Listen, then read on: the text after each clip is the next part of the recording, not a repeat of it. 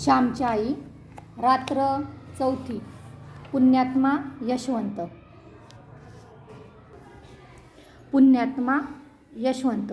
त्या दिवशी शनिवार होता. एकादशी होती. श्यामने गोष्ट सांगावयास सुरुवात केली. जरा थांब, बारकू यावायचा आहे. काल तो भाकर न खाताच आला होता.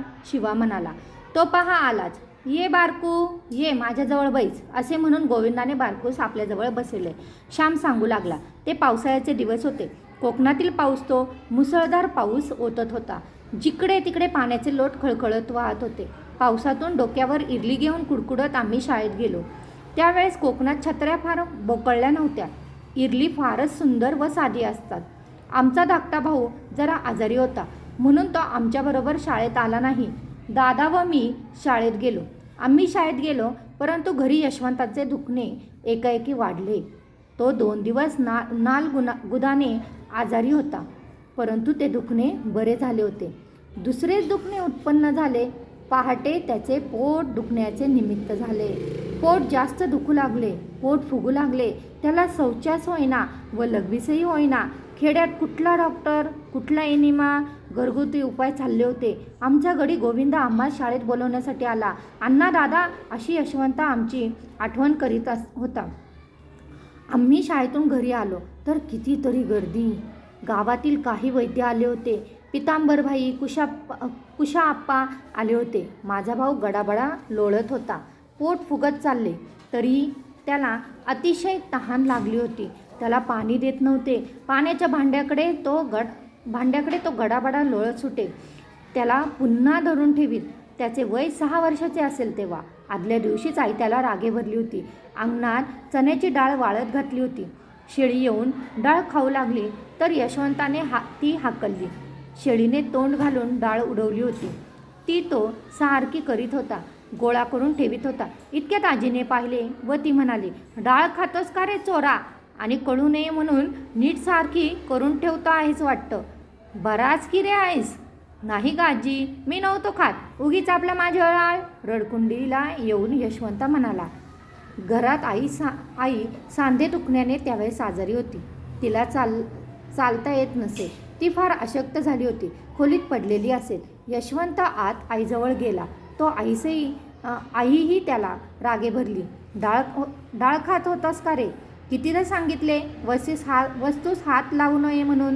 आई, मी देवाशपथ नाही हो खाल्ली डाळ. का सारी जण मला बोलता? असे म्हणत यशवंता बाहेर गेला व काळंब्याखाली रडत बसला. आदल्या दिवशी तो प्रकार, परंतु आता तर यशवंता मरणाच्या दारी पडला होता. सत्याची परीक्षा मरणाच्या दरबारात होत असे. यशवंता निकाल मागण्यासाठी का देवाकडे निघाला? इतके का त्याच्या मनास ते लागले? यशवंत वाचणार नाही असे वाटले. 9च्या सुमारात तर जास्तच झाले दुखणे. आई, मला ठेवा, तो क्षीण आवाजात म्हणाला. माझ्याजवळ आहेच बाळ तू, आई म्हणाली. अशक्त व आजारी आईने मरणोन्मुख यशवंताचे डोके मांडीवर घेतले होते. तिच्या डोळ्यात पाणी आले होते. आई, माझे डोके खाली ठेव हो, तुझी मांडी दुखेल, तुझे सांधे दुखतात, यशवंत खोल आवाजात म्हणाला. आईचे हृदय गहिवरले. नाही हो बाळ, दुखत सांधे, मला काही होत नाही. मुलाच्या दुखण्यापुढे आईचे दुखणे टिकत नाही हो. मुलाला बरे करण्यासाठी आईच्या अंगात नसलेली शक्ती येते. माझी मांडी नाही हो दुखत, तुलाच ही माझ्या मांडीची हाडे खुपत असतील, आई म्हणाली. आईकडे शेवटच्या प्रेमदृष्टीने बघत तिचा हात हातात घेऊन यशवंत म्हणाला, आई, तू आपली माझ्याजवळ बस म्हणजे पुरे. तू जवळ असलीच म्हणजे झाले. यशवंताचा एक एक शब्द आईच्या व आम्हा सर्वांच्या हृदयास घरे पाडीत होता. आईला आदल्या दिवशीची आठवण झाली. भरून आले तिचे डोळे. भरून आला ऊर. तिने एकदम त्या मरणोन्मुख बाळाचे चुंबन घेतले. त्या म्लान होणाऱ्या मुखकमलावर अश्रुसिंचन केले.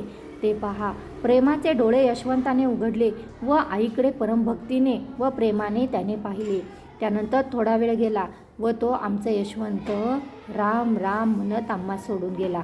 आई नेहमी म्हणायची, यशवंत पुण्यात्मा होता. तो एकादशीच्या दिवशी देवाकडे गेला. लहानपणी आम्ही आकाशाकडे पाहत असू व तो तारा यशवंताचा असेल असे एकमेकात दाखवून म्हणत असू. पुण्यात्माचे आकाशात तारे होतात असे वडील आम्हा सांगत. आम्हालाही ते खरे वाटे. आज यशवंत नाही व आईही नाही. परंतु त्या मरणप्रसंगीचे खरे उभयांतचे प्रेम ते अमर आहे. असा थोर भाऊ व थोर माता मला मिळाली होती.